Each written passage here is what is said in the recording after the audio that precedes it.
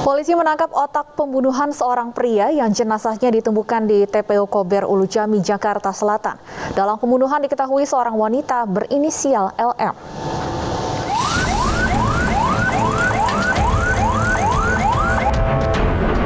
Wanita berinisial LM ditangkap tim Resmo Polda Metro Jaya di kawasan Kembangan, Jakarta Barat.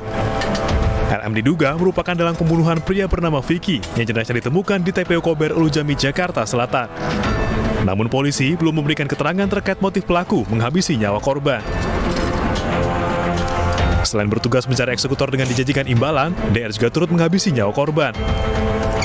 Sedangkan MYL merupakan eksekutor pembunuhan. Yang bersangkutan adalah memegangi korban dan mencekik korban, kemudian juga sebagai penghubung terhadap pelaku yang sementara masih dilakukan pengejaran. Bang, kalau motif pelaku ini apa sih, Bang?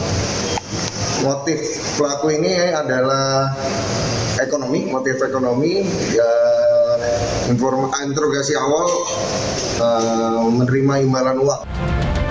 Sebelumnya pada Kamis pagi lalu, jenazah seorang pria ditemukan tergeletak di dalam area TPU Kober Ulu Jami, Jakarta Selatan. Korban ditemukan dengan sejumlah luka tusuk dan kehilangan seluruh harta bendanya.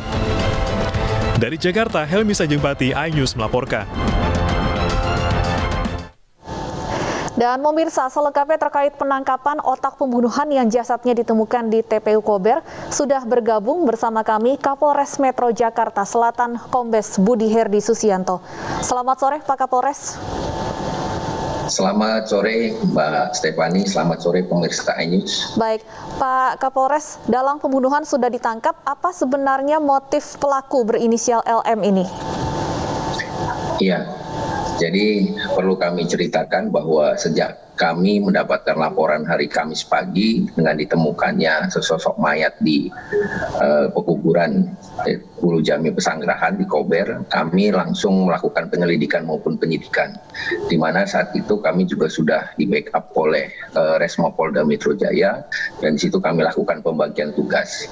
Dari apa yang kami lakukan, kemudian kami diawali mendapatkan atau menangkap eksekutor atas nama MYL. Dari eksekutor ini kemudian berkembang bahwa dia diminta untuk melakukan pembunuhan ini oleh tersangka DR. Dari tersangka DR inilah kemudian mengembang lagi bahwa otak dari pelaku pembunuhan itu adalah seorang wanita berinisial LM. Nah, kami saat ini, karena LM ini baru kami lakukan penangkapan hari ini, kami sedang melakukan proses pemeriksaan secara intensif untuk mengetahui motif yang sebenarnya dari peristiwa ini. Karena kalau dari dua tersangka sebelumnya, kami masih menduga bahwa ini hanya sekedar motif ekonomi. Karena memang tersangka dua orang itu bekerja karena dibayar oleh tersangka LM ini. Sehingga motif utama dari peristiwa ini tentunya dari tersangka LM ini selaku otak dari pembunuhan itu sendiri. Motif masih diselidiki artinya. Kalau untuk DR sebagai perantara dan MYL sebagai eksekutor, berapa sebenarnya nilai uang yang diberikan oleh dalang dari pembunuhan ini? Jadi untuk melakukan perbuatan ini, untuk tersangka DR maupun tersangka MYL, masing-masing dijanjikan uang sebesar Rp1 juta. Dan sampai dengan peristiwa, mereka baru dibayar Rp500.000 masing-masing. Dan sesuai dengan apa yang menjadi permintaan dari LM, itu yang sangat jelas bahwa peristiwa ini memang sudah direncanakan jauh-jauh hari.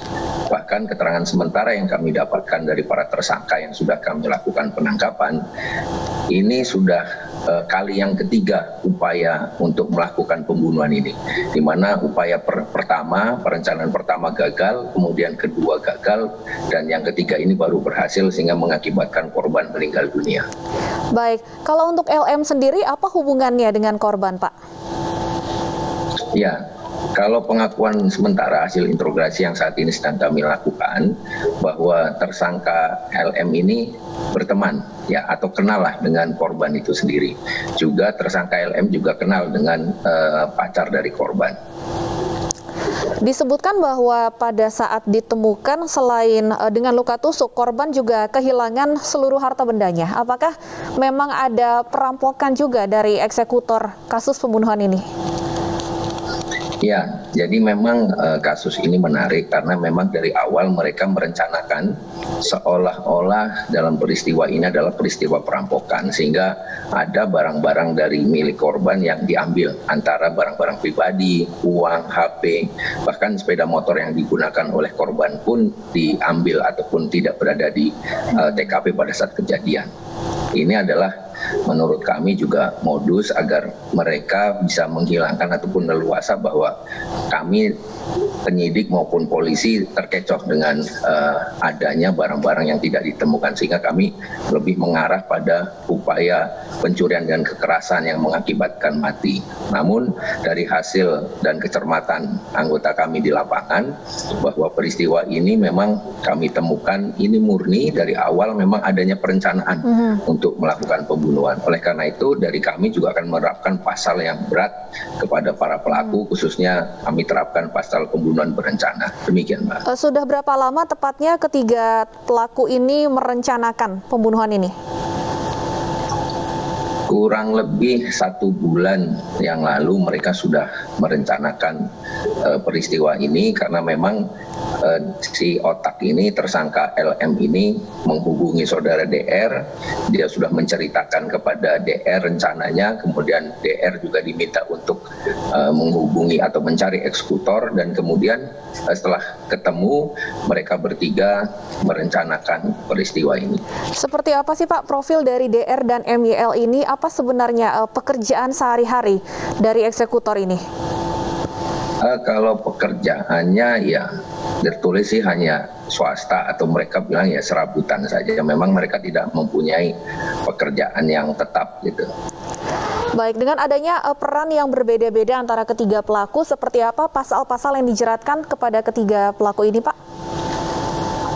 Ya, tentunya kami juga dalam hal ini akan menerapkan pasal yang berlapis, dan kami primerkan pasal yang terberat, yaitu pasal 340 KUHP, yakni pembunuhan berencana, di mana nanti akan kami buktikan bahwa dalam peristiwa pembunuhan ini memang ketiga tersangka ini sudah merencanakan dari awal. Bahkan yang saya ceritakan tadi bahwa mereka sudah upaya yang ketiga ini untuk melakukan pembunuhan baru berhasil di upaya yang ketiga ini. Baik, artinya ketiganya sama-sama dikenai pasal pembunuhan berencana. Untuk ancaman hukumannya sendiri, Pak? Iya, kalau kita lihat memang mereka perannya masing-masing, namun dalam pasal 340 nanti kami contohkan pasal 55, di mana nanti akan terpecahkan atau terpisahkan dengan peran masing-masing. Ada yang menyuruh lakukan, ada yang melakukan, dan sebagainya. Itu ya nanti pengenaan pasalnya sama, dan ancaman hukuman untuk ketiganya pun kita harapkan sama, yakni bisa hukuman maksimal seumur hidup. Baik, sudah ada 3 pelaku yang diamankan, apakah masih ada terduga pelaku lainnya, Pak?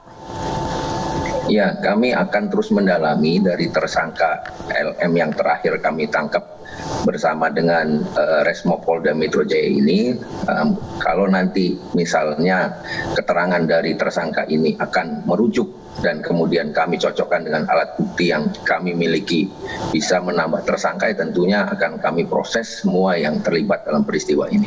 Baik, kami akan terus menunggu penyelidikan lebih lanjut dari kasus ini. Terima kasih Kombes Pol Budi Herdi, Kapolres Jakarta Selatan, sudah bergabung bersama kami di Ini Sore.